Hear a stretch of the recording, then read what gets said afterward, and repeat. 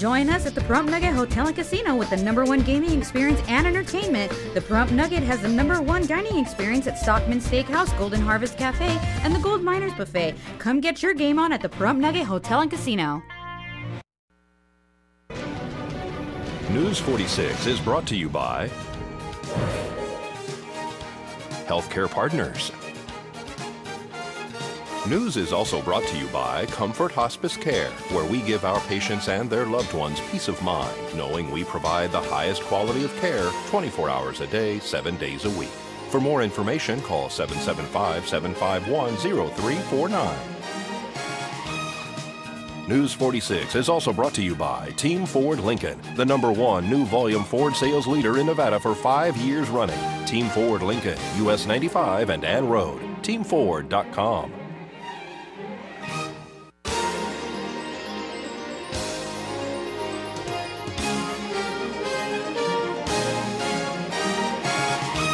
Tonight on News 46, an update from some recent victims of a structure fire. A new industry idea for the town of Pahrump. And lost in Death Valley, a story of survival. News 46 starts now.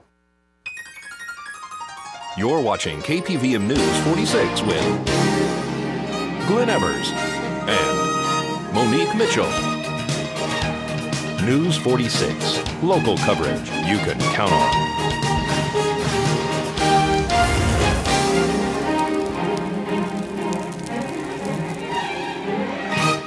Good evening. It's Tuesday, April 2nd, 2013. I'm Glenn Evers. And I'm Monique Mitchell for News 46. A home that a family of 3 rented went up in flames on St. Patrick's Day. Luckily, the person closest to the blaze, 4-year-old Bryce, is healthy and happy. Bryce was apparently playing with matches when the home on Shadow Mountain caught on fire. His parents were away from him for just a moment, which is all it takes, as you'll find out when we speak to the Howard family. Well, I was getting out of the bath and he brought me a towel and he was getting undressed to get in the bath and my son came running screaming fire. So what happened at that point? We just ran out of the house. Well, Dad went and seen that it was out of control at that point, so it was getting us all out, and thank God we did. You saw that it was really bad at that point? Yes, it was roaring. I mean, I opened the back door and seen the flames it was out of control. I actually tried a fire extinguisher, couldn't get it to work. So at that point it was just out. Yeah, 2 of them. Yeah. 2 of them? Yeah, and them didn't work. You know, we're just screaming, call the fire department, and it was just watching it burn from there. So, and then I'd say about 2-3 minutes later, my dog came running out the front door. Oh, so your animal, because they were saying that they weren't sure if an animal was accounted for or not at that point. Yeah, she came out about 2-3 minutes later, and as the smoke was just billowing out, she just came running out like normal. So we were very, very happy that she survived. From the rescuers who came that day, I thank them so much, and everyone who has prayed for us and been there for us, thank you, Pahrump. It's been overwhelming.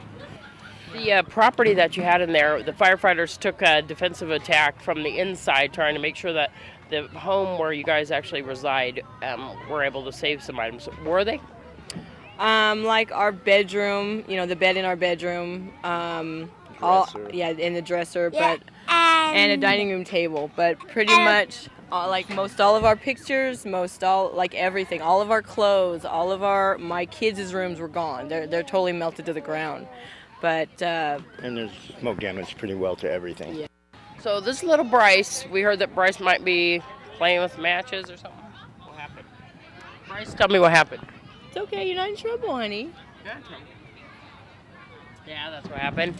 Yeah, you made a mistake. That's okay. He said he actually tried to fight it himself with dirt before he came and got us. Before he came and got us. And like I said, it was like a 30 to 60 seconds of him bringing me a towel and me putting a towel in my hair and putting my robe on and starting to go for the door, and he already was coming screaming. See, me and Bryce, in fact, he actually saved us because the fire was so big, it went so fast. He actually saved us.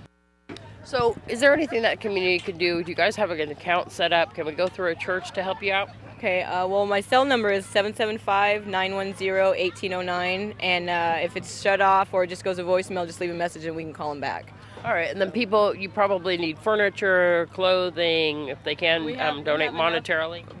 By now, I mean, strangers who have helped us, we have enough clothing. I mean, he needs pants, that's jeans, that's about it. But, I mean, we have enough clothing, we have enough towels, we have enough We've food. Actually gotten into a place. We have, yeah. Where are you guys? You guys stay in an apartment? Well, it's a mobile home, but there's apartments there too. It's called an apartment. The U.S. Navy is moving a warship and sea-based radar platform closer to the North Korean coast in order to monitor the country's military moves, including possible new missile launches.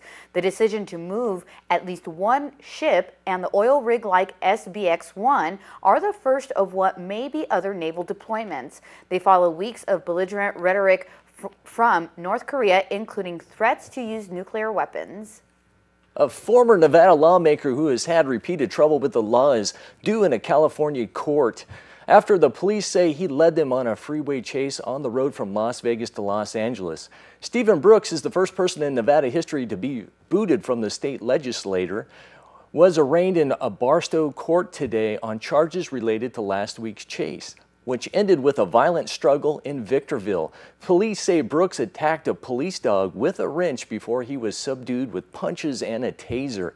It's the third time Brooks has been arrested this year, and it came just hours after the Democrat from North Las Vegas was deemed too dangerous to serve his term.